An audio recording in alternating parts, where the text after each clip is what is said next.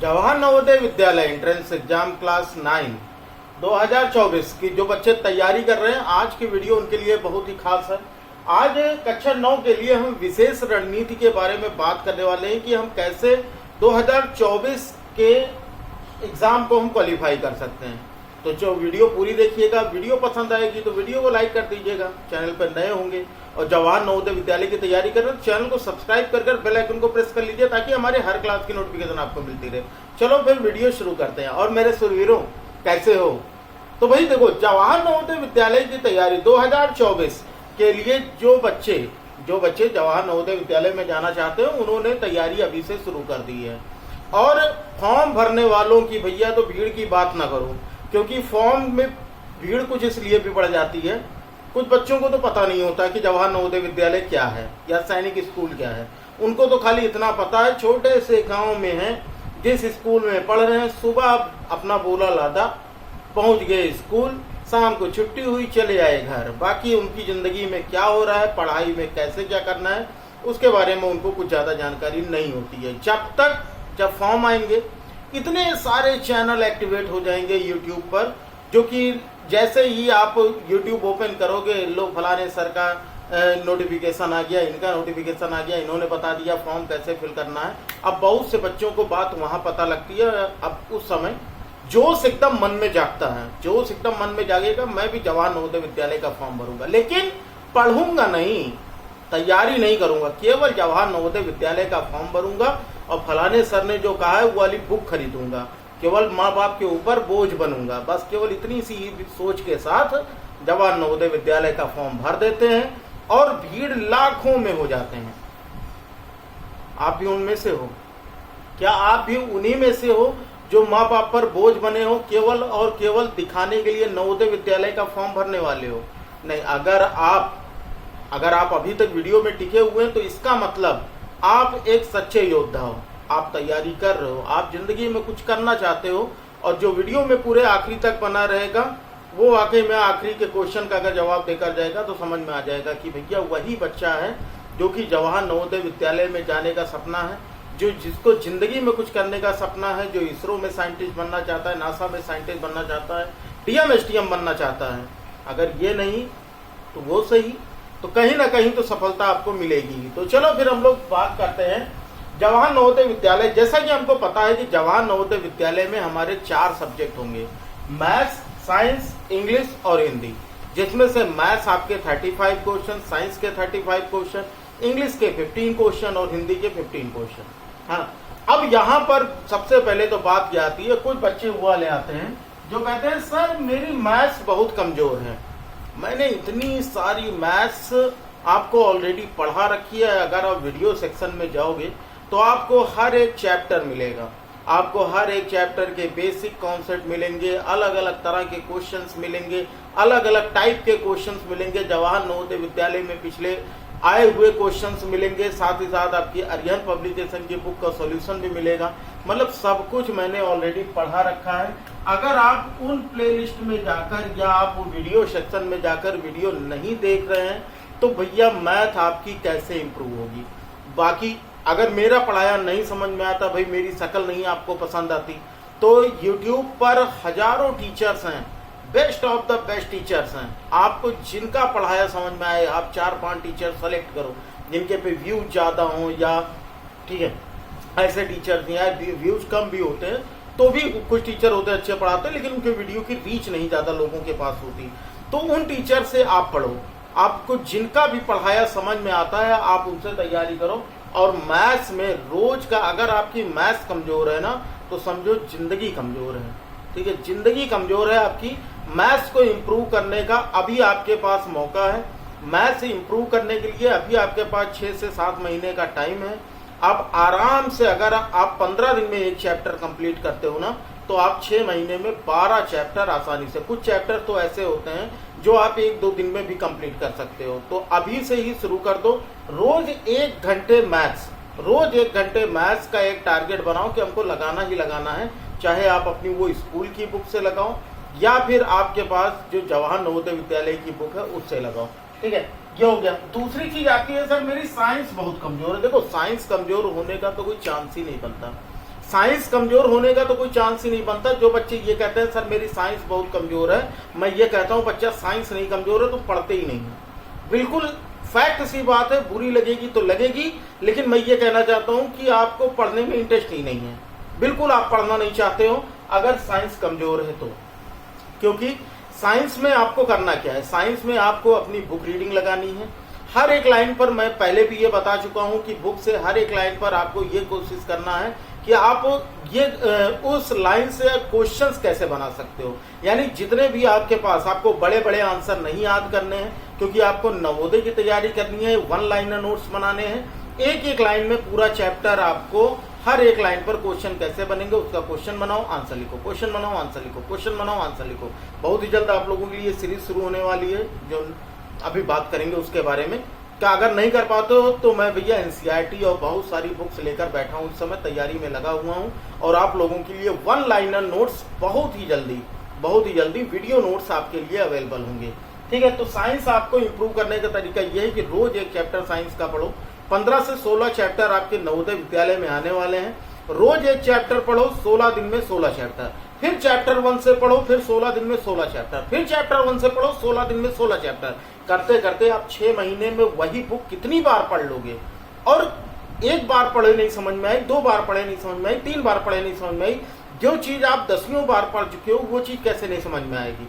जैसे आप गाना सुनते हो, पहली बार कोई गाना सुनते हो, वो गाना आपको नहीं याद होता, आप गलत गाने गाते हो, गलत लाइन गाते हो, फिर सुनोगे उस गाने को, उसके बाद फिर उसको करेक्शन करोगे, उसको सही करने की कोशिश करोगे। ऐसे ऐसे करते करते 5 बार, 6 बार, 7 बार, 10 बार आप गाना सुनते हो, उसके बाद वो गाना आपको याद हो जाता है। बस समझो गाना है, साइंस कुछ नहीं है, एक गाना है, गुनगुनाते रहना है और साल भर में कम से कम 20 से 25 बार आपको वही गाना सुनना है। यानी हर एक चैप्टर, पहला चैप्टर आज, कल दूसरा, परसों तीसरा, ऐसे ऐसे करते 16 दिनों में 16 चैप्टर। उसके बाद फिर 1-2 दिन का गैप लो, फिर शुरू करो, पहला चैप्टर, दूसरा चैप्टर, तीसरा चैप्टर, एक एक दिन में चैप्टर पढ़ते रहो। रटना नहीं है, रटना बिल्कुल भी नहीं, केवल पढ़ते रहो। और वन लाइनर कैसे नोट्स बनाना है उसके लिए तो मैं हूं ही, मैं आपको बताऊंगा ही कैसे होना है। ठीक है, तो ये भैया दूसरे वाले बच्चे आते हैं।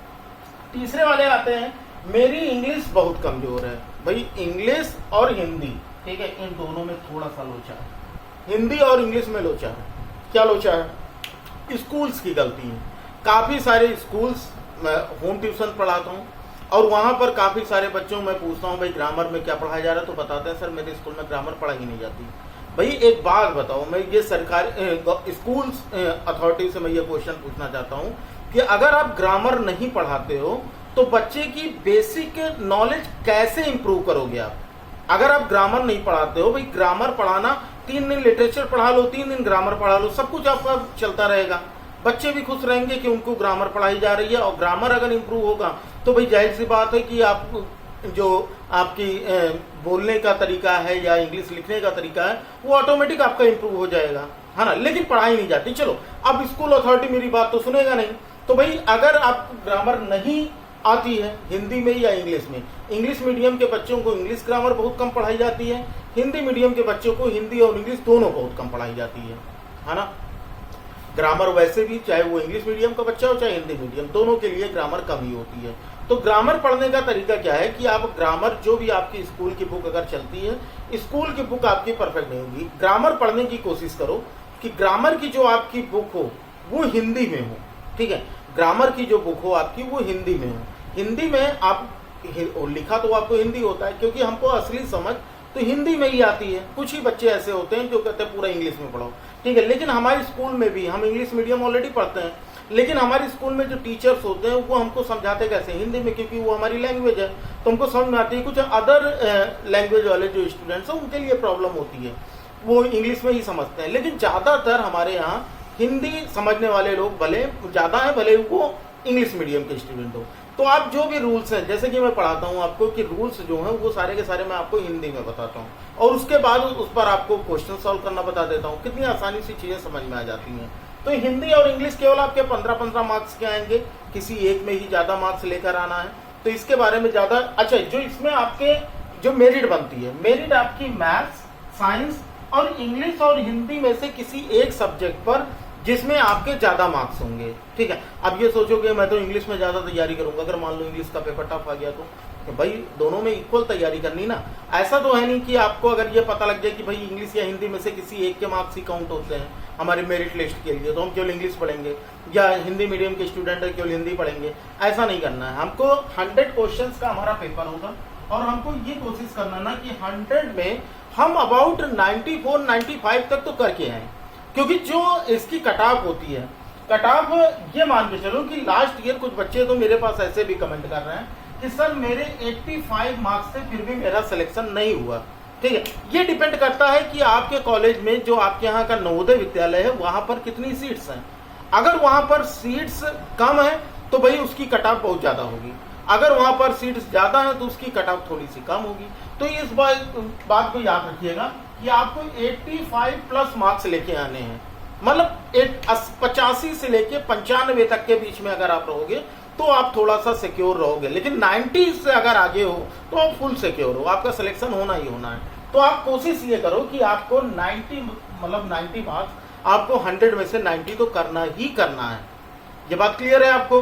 तो ये सारी चीजें रही बात, आप याद रखिएगा। फिलहाल इन चीजों को मैं जानता हूं आप अभी अगर वीडियो देख रहे हो तो आपको ये चीज समझ में आ रही होगी कि भाई हमको चारों सब्जेक्ट पढ़ने हैं और आज से धीरे धीरे मैं कोशिश करूंगा, लेकिन कुछ दिनों के बाद आपका ये जोश होगा ये ठंडा हो जाएगा। और मुझे इसी जोश को बढ़ाने के लिए बीच बीच में ये ऐसी वीडियोस बनानी पड़ती हैं ताकि मेरा तो काम है कि आपका नवोदय में या सैनिक स्कूल में सिलेक्शन दिलाना। ठीक है, तो यहाँ पर भाई हम शुरू करने वाले हैं 90 डेज टारगेट बैच। ठीक है, 90 डेज टारगेट बैच ये हमारा शुरू होने वाला है।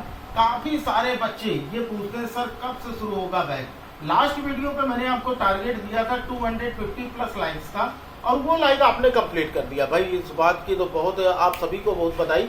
और इतनी जल्दी से 3 दिनों में, मतलब जिन वीडियोस पे 100 लाइक्स भी नहीं आते, ठीक है, उस वीडियो पे 3 दिन पे आपने 250 से ज्यादा 250 से ज्यादा अपने लाइक कंप्लीट कर दिए। भाई आप लोगों को मानना पड़ेगा।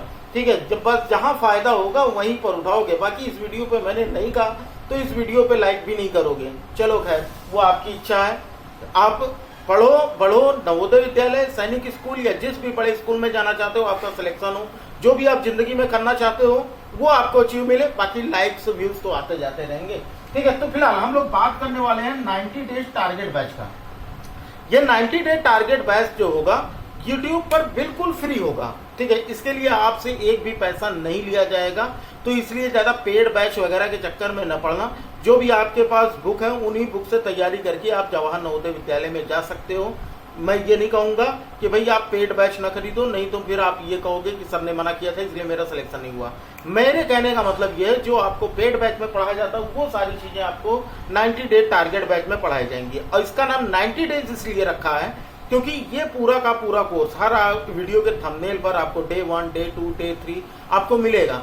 तो 1 से लेकर 90 दिन तक में हम पूरा का पूरा मैथ, साइंस, इंग्लिश और हिंदी चारों सब्जेक्ट हम कंप्लीट करने वाले हैं। साइंस में आपको 1 लाइनर पढ़ाने वाला हूं, जिससे कि आपको उस चैप्टर से आपके कितने क्वेश्चंस बन सकते हैं, सारे के सारे क्वेश्चन केवल एक ही वीडियो में हर एक चैप्टर में आपका कंप्लीट करने वाला हूं। आएगा मजा ना?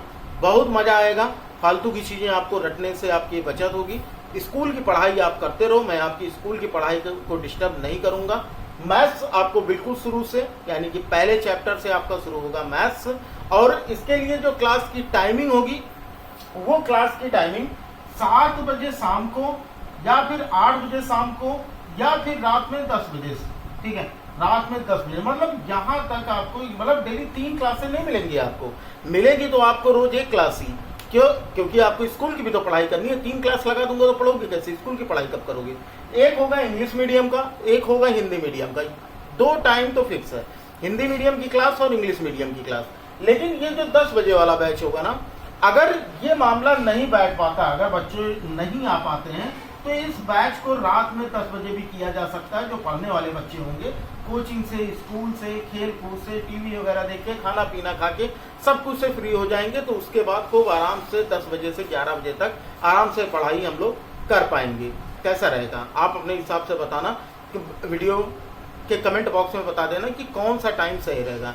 इंग्लिश मीडियम वाले लिखेंगे इंग्लिश मीडियम, ठीक है, इंग्लिश EM लिख के और अपना टाइम लिख देंगे कि कितने बजे उनको टाइम चाहिए, उनको 7 बजे, 8 बजे या 9 बजे, कितने बजे का टाइम चाहिए।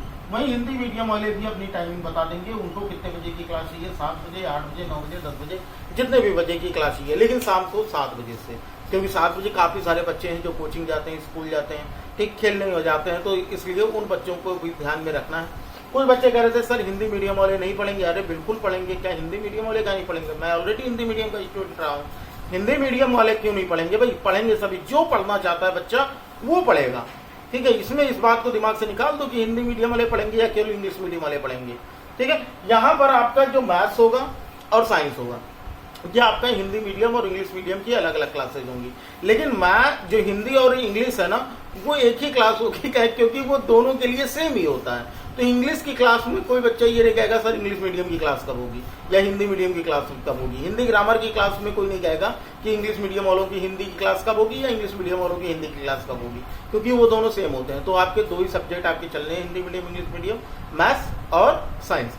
और अल्टरनेटिव चलेगा। अल्टरनेटिव का मतलब क्या होता है कि जैसे अगर मान लो एक चैप्टर मैथ्स का कंप्लीट हो गया तो अगला एक चैप्टर साइंस का होगा, अगला एक चैप्टर हिंदी का होगा, फिर अगला एक चैप्टर इंग्लिश का होगा। मतलब 4 दिनों में 4 सब्जेक्ट, 4 दिनों में 4। अगर ये कंप्लीट हो गया तो मतलब 1 घंटे में अगर पहला चैप्टर मैथ्स का कंप्लीट हो गया तब अगले दिन साइंस होगा, अदरवाइज अगले दिन भी मैथ्स होगा। और उस चैप्टर को कंप्लीट करने के बाद फिर नेक्स्ट टाइम पे हम लोग क्या करेंगे, साइंस करेंगे, ठीक है। साइंस अगर 1 घंटे में कंप्लीट हो गया तो अगले दिन हिंदी इंग्लिश करेंगे, अदरवाइज हम लोग अगले दिन साइंस का उस चैप्टर को कंप्लीट करेंगे और उसके बाद नेक्स्ट डे में। मतलब कहने का मतलब ये है कि मैंने आपको जैसा कि बताया था कि आपके टोटल 55 to 56 चैप्टर्स हैं। मान लो किसी चैप्टर में 2 दिन या 3 दिन भी लगता है, तो इसलिए पूरा बैच जो होगा ये 90 डेज का होगा। और अगर आपको जवाहर नवोदय विद्यालय में, तो भाई सभी लोग बताना 90 डेज क्या आप पढ़ सकते हो लगातार? केवल और केवल 90 दिन, केवल 90 दिन आपको अपने सपने को पूरा करने के लिए, अपने माँ बाप को कुछ अच्छा फील कराने के लिए, अपने माँ बाप के जो हमारे ऊपर जितनी उन्होंने जो संघर्ष कर रहे हैं हमारे लिए, क्या उसकी भरपाई करने के लिए क्या 90 दिन वैसे उनकी जिंदगी जिन्होंने जो हमारे लिए किया है हमारे माँ बाप ने, उसकी भरपाई तो हम कभी नहीं कर सकते, लेकिन कुछ अंश उनको थोड़ी सी खुशी तो हम दे ही सकते हैं। तो क्या 90 दिन दे सकते हो उनकी खुशी के लिए? अगर दे सकते हो तो भाई सभी लोग कमेंट बॉक्स में लिख देना आई लव माई पेरेंट्स। सभी लोग लिख देना कमेंट बॉक्स में I love my parents, I love my parents, जितने भी लोग, ठीक है। अगर अपने माँ बाप से प्यार करते हो तो सभी लोग कमेंट बॉक्स में लिख देना I love my parents.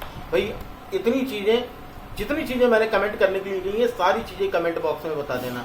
Video को अपने फ्रेंड्स में शेयर कर देना, अच्छी लगी हो तो लाइक कर देना। चैनल पे नए होगे, जवाहर नवोदय विद्यालय की तैयारी कर रहे हो, फ्री बैच चाहते हो, फ्री पढ़ाई करना चाहते हो, फ्री एजुकेशन चाहते हो, सब कुछ देगा आपको एसटी कॉन्सेप्ट। बस जुड़े रहो हमारे साथ, चलो फिर पढ़ते रहो बढ़ते रहो। मिलते हैं अगली क्लास में, तब तक लिए जय हिंद, वंदे मातरम, जय श्री राम, राधे राधे।